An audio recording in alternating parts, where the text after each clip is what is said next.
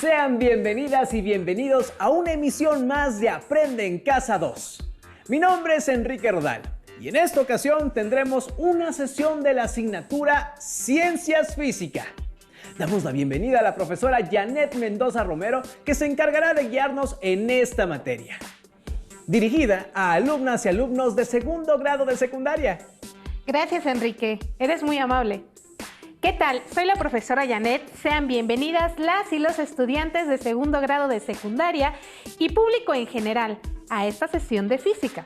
Esperando que se encuentren muy bien y que sigan cuidando de su salud, manteniéndose en casa y tomando todas las medidas necesarias de higiene para mantenerse sanos y fuertes.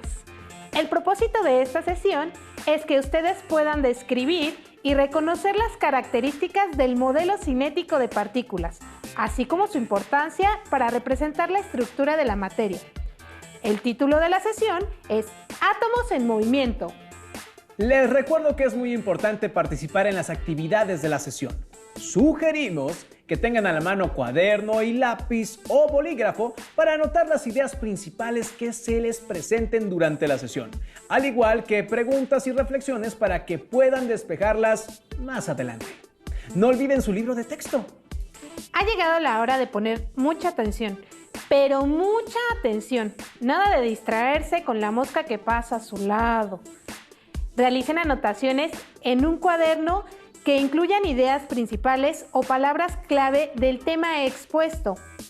Pueden realizar un dibujo explicando cómo piensan que se encuentran las partículas en algún objeto de su casa. Por ejemplo, una silla. Si tienen alguna duda, pueden buscar información en su libro de texto y también investigar en páginas confiables de Internet. Ha llegado la hora de iniciar nuestra sesión de física llamada Átomos en Movimiento. Enrique, primero vamos a revisar algunos conceptos vistos anteriormente. Por esa razón, necesito de tu ayuda para recordarlos. ¡Claro que sí, maestra! Ya sabe que yo siempre estoy dispuesto a ayudar con el aprendizaje. ¡Excelente! ¿Podrías decirme qué es un modelo en la ciencia? Claro. Un modelo en la ciencia es una representación de algún sistema o proceso científico y tiene la finalidad de analizar, describir, explicar o predecir algún fenómeno. Muy bien. Tienes muy buena memoria. Veo que te han quedado claros los temas anteriores. Claro, maestra. También recuerdo que en la sesión anterior estuvimos revisando el modelo atómico. ¿Vamos a hablar otra vez de qué es un modelo atómico? No exactamente, pero sí tiene que ver con los átomos. Ah, está bien. Pero cuénteme más, porque ya estoy un poquito ansioso por saber de qué vamos a hablar en este tema. Bueno, ahora vamos a recordar qué es la energía cinética. Recuerdo que tiene que ver con los cuerpos o objetos que se mueven. Sí. Es correcto. Creo que ya estamos en sintonía. ¿Podrías decirme su definición? Claro, maestra. La energía cinética de un cuerpo es la energía que posee debido a su estado de movimiento y depende de su velocidad y su masa. Muy bien. Ahora solo nos falta definir un concepto para tener todos los antecedentes necesarios para comenzar nuestro nuevo tema. ¿Y cuál es ese concepto? Debemos saber cómo define la física una partícula. Enrique, ¿tú qué piensas que es una partícula? Yo pienso que una partícula es algo muy pequeño, como cuando nos ponen a limpiar y dicen que no quieren que dejemos ni una partícula de polvo. Tienes razón. Para la física, una partícula es la forma en la que representamos cosas muy pequeñas, que pueden ser átomos o combinación de ellos. Maestra, ¿y cómo se llama lo que sale de combinar distintos átomos? Esas combinaciones reciben el nombre de moléculas. De hecho, muy pocas sustancias están conformadas por un solo tipo de elementos. El agua, por ejemplo, está formada por átomos de hidrógeno y oxígeno. Ya me queda más claro lo que es una molécula. Pero dígame, maestra, regresando a las partículas, entonces, estas son un modelo Ay, ¿son un modelo que nos permite representar a los átomos o a las moléculas? Así es. Existen ciertas características de los cuerpos u objetos que pueden estudiarse utilizando el modelo de partículas, sin adentrarnos más en la estructura atómica o la propia composición de las moléculas. Entonces es un modelo muy útil porque, como sabemos, todo está conformado por átomos. Tienes mucha razón, Enrique. Por lo tanto, todo lo que discutamos en esta sesión se aplica a toda la materia, sin importar de qué elemento o molécula se trate. Ya que tenemos claros los conceptos que estaremos manejando, podemos adentrarnos en el modelo de partículas. Vamos a empezar con un ejemplo. Enrique, ¿conoces el grafito? Ay, ay, ay. ¿Es lo que tienen adentro los lápices que es de color negro? Es correcto. El grafito es un mineral que está compuesto casi exclusivamente por átomos de carbono. Si pudiéramos ver con un microscopio extremadamente potente un trozo de grafito, veríamos que los átomos no están acomodados de forma continua, sino que están separados por cierta distancia. Además, los observaríamos como pequeñas esferas. Maestra, ¿y si están separados, qué hay entre átomo y átomo? Porque si yo agarro un lápiz, lo percibo sólido. Pienso que debe haber como una especie de puentes o pegamento entre los átomos que hace que el material se sienta de esa forma. En efecto, hay algo que los está sujetando en sus posiciones, pero no es algo físico, no es algo que podamos tocar. Los átomos se mantienen en esa estructura por un tipo de fuerza, la fuerza de cohesión. Ah, la cohesión es cuando algo está junto, ¿no, maestra?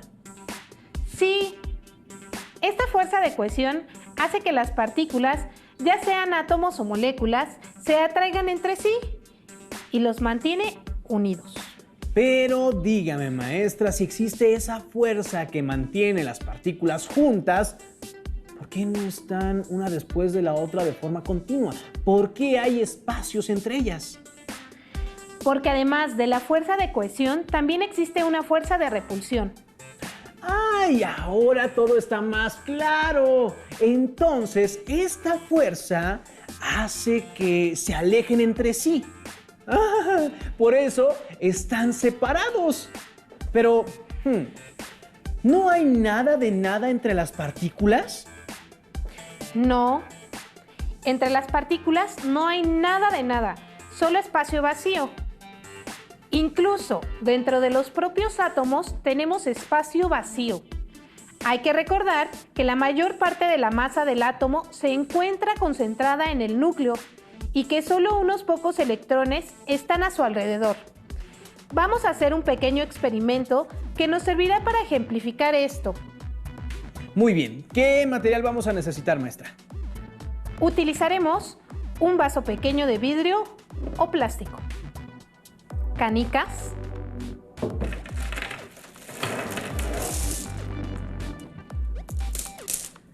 sal o azúcar,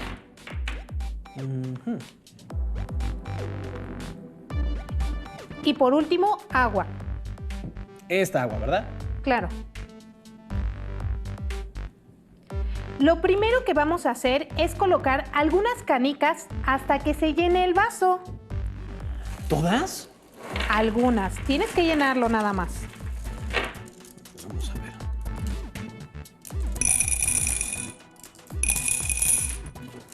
Debe estar casi al ras, ¿verdad? Por favor.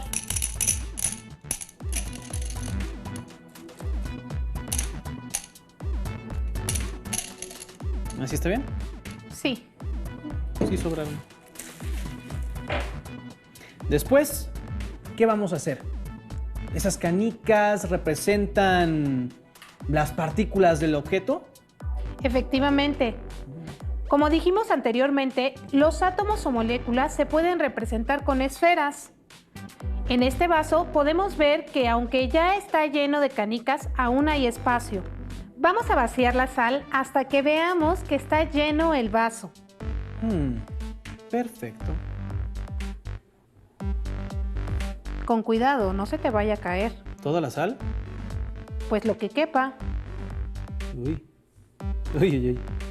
Ten cuidado, ten cuidado. Poco a poquito.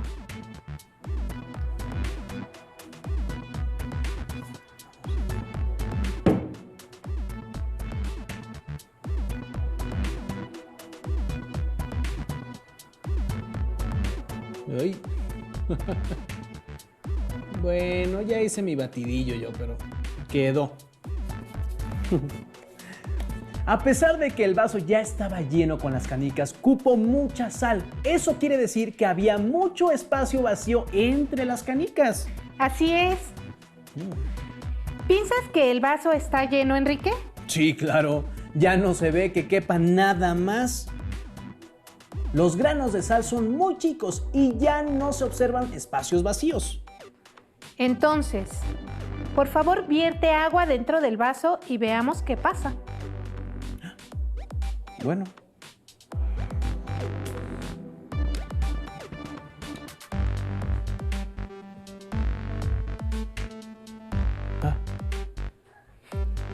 Órale. Creías que estaba lleno, ¿no? Pues ya casi.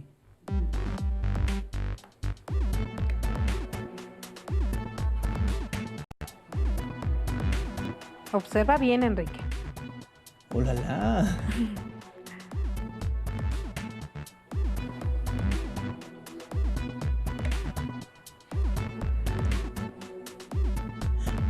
Todavía pide más agua.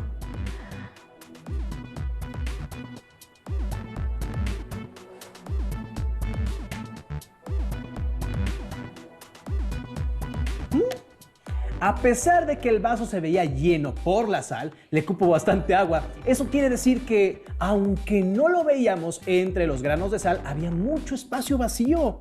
Exactamente. Todos los objetos o cuerpos están conformados mayormente por vacío, aunque no lo podemos ver.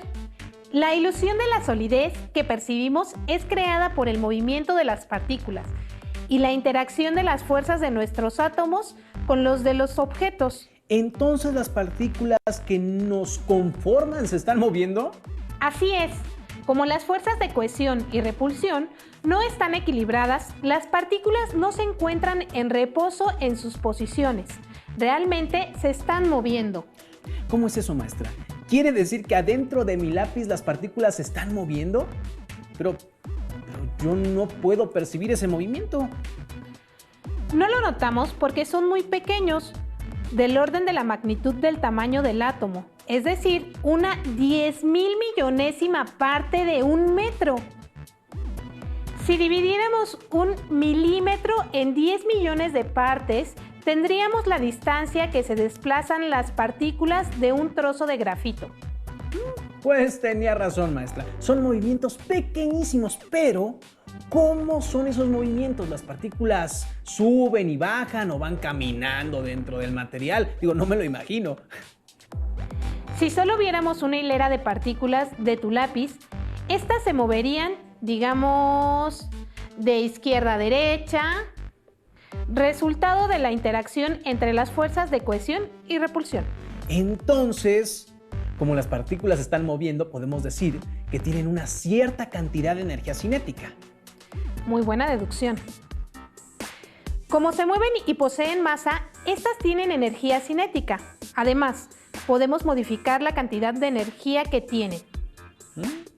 ¿Y cómo se hace eso, maestra? Porque para aumentar la energía cinética tendríamos que empujarlas o algo así. ¿Cómo puedo modificar la energía cinética de algo tan pequeño? ¿Recuerdas cómo se define el calor en física?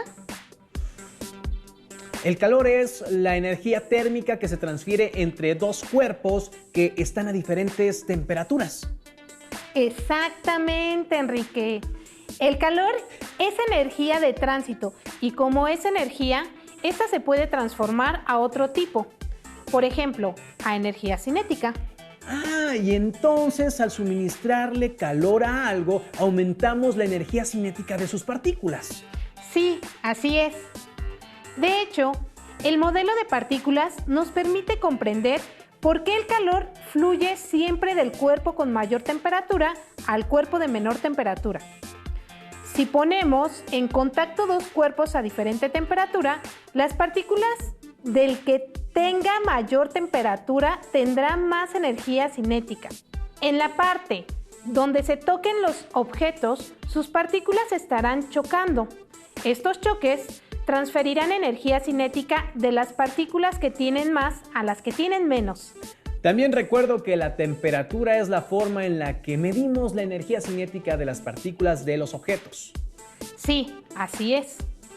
La temperatura nos dice la magnitud de la energía cinética promedio que poseen las partículas de un cuerpo o sustancia.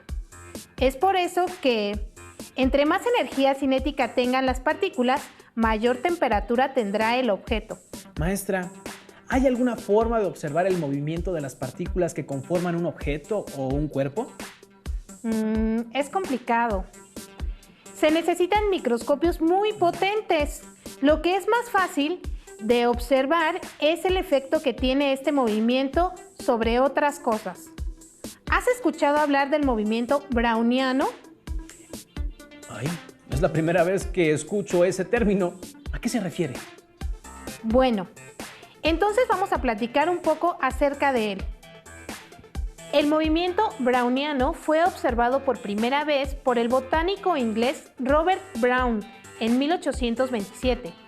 Brown analizaba con ayuda de microscopio partículas pequeñas de polen que se encontraban suspendidas en el agua.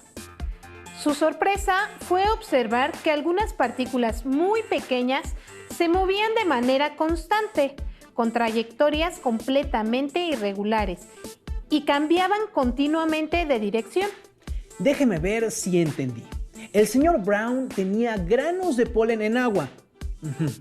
Tomó una muestra de eso y al verla en el microscopio observó que el polen se movía. No exactamente. Los granos de polen son muy grandes, pero cuando uno de ellos se rompía, liberaba organelos celulares vegetales, los cuales son muy pequeños y eran estos los que se movían de forma errática. Maestra, dígame, ¿qué era lo que los movía? Al principio, Brown pensó que el movimiento era producido por organismos vivos, aunque no podía verlos.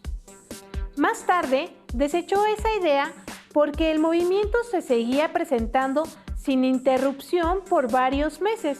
Además, también lo pudo percibir cuando se trataba de una muestra inorgánica. A pesar de que Robert Brown fue el primero en observar ese fenómeno, no pudo encontrar una explicación. ¿Cómo, maestra? ¿Entonces no fue él quien explicó la causa de esos movimientos? No. Fue hasta 1905 que Albert Einstein publicó en su trabajo acerca del movimiento browniano. Albert Einstein es uno de los científicos más reconocidos de la historia. ¿Cuál fue la explicación que encontró? Einstein creía firmemente que la materia se encontraba constituida por átomos y moléculas en constante movimiento. Dijo que cuando una partícula se encuentra dentro de un líquido, recibe los impactos de un gran número de moléculas del propio líquido. Estos impactos provocaban el movimiento aleatorio que Brown observó. Vaya, maestra, qué interesante, pero parece que este fenómeno solo se puede observar con ayuda de un microscopio. Y, por desgracia, pues no tenemos ninguno a la mano. Sí hay una forma de observar de manera indirecta. Vamos a hacer un experimento. Muy bien, maestra, pero ¿qué vamos a necesitar? Necesitaremos 2 vasos de vidrio o plástico transparentes con agua fría y agua caliente, colorante vegetal líquido. Muy bien, son materiales muy fáciles de encontrar y conseguir en casa. Ustedes que nos están viendo, recuerden tener mucho cuidado al hacer los experimentos. Siempre realícenlos en compañía de un adulto. ¿Qué más tenemos que hacer, maestra? Es muy sencillo. En uno de los vasos vamos a verter agua fría y en el otro agua caliente. Luego vamos a poner una gota de colorante en cada vaso y vamos a estar muy atentos observando lo que va a pasar. Puedes poner el colorante a los vasos una gota a cada uno, por favor. Claro que sí, maestra. Recuerden estar muy atentos a lo que ocurre. ¿Tengo que agitar los vasos o nada más le agrego el colorante? No, es muy importante no mover el agua. Vamos a observar el comportamiento del colorante. Alumnas y alumnos, no olviden anotar sus observaciones. Solo una gotita, Enrique. No te vayas a pasar. Vamos a ver. Uso.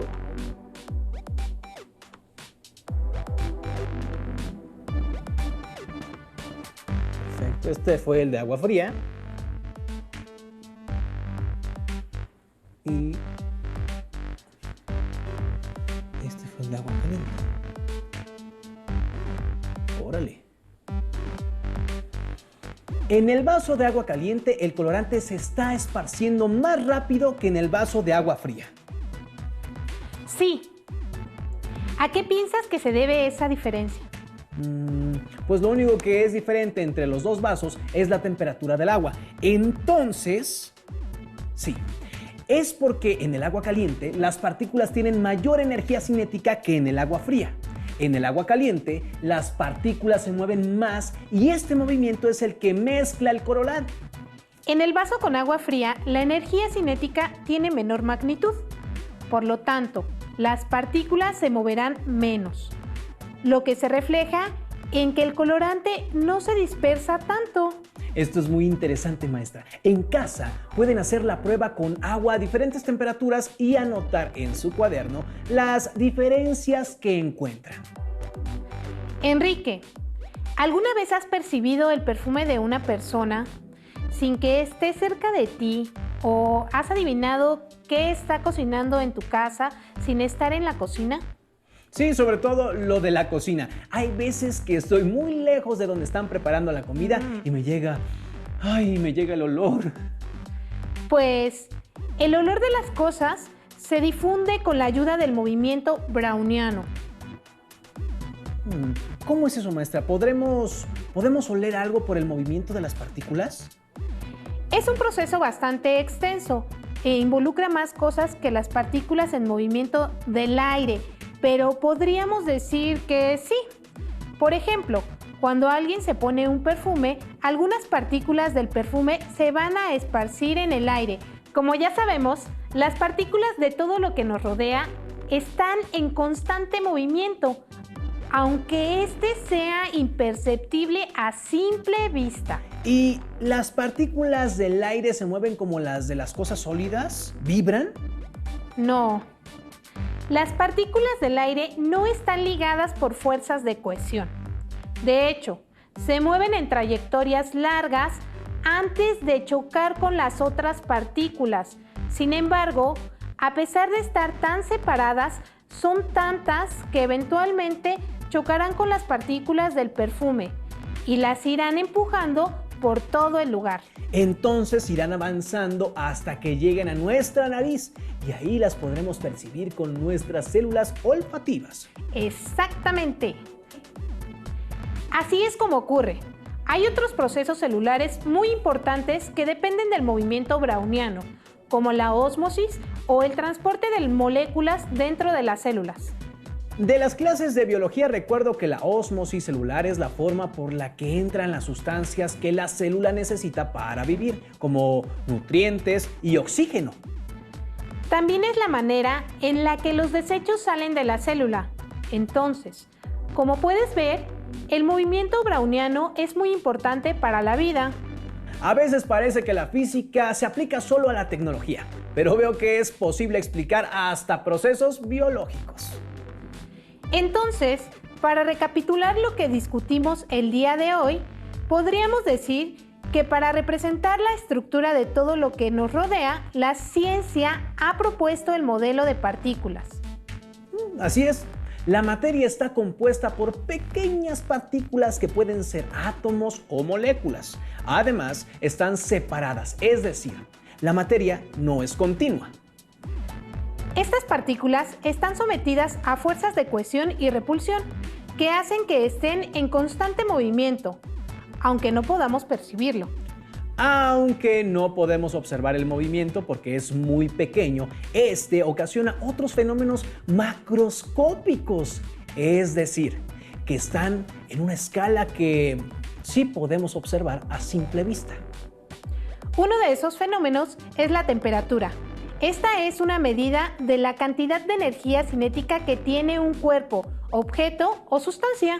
Y otro fenómeno muy importante para la vida que utiliza el movimiento de las partículas es el movimiento browniano. Existen otras importantes implicaciones del modelo de partículas que nos ayudan a describir las características de la materia, pero eso lo revisaremos en las siguientes sesiones. No olviden que si tienen dudas o quieren investigar más, consulten su libro de texto en el tema correspondiente. También pueden consultar páginas de internet con información confiable.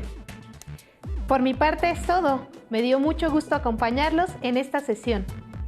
Me despido de ustedes recordándoles que deben seguir las indicaciones de higiene y salud para que no se enfermen. Agradezco su intervención en esta sesión, maestra, y a ustedes los invitamos a la próxima sesión. ¡Hasta pronto! Adiós.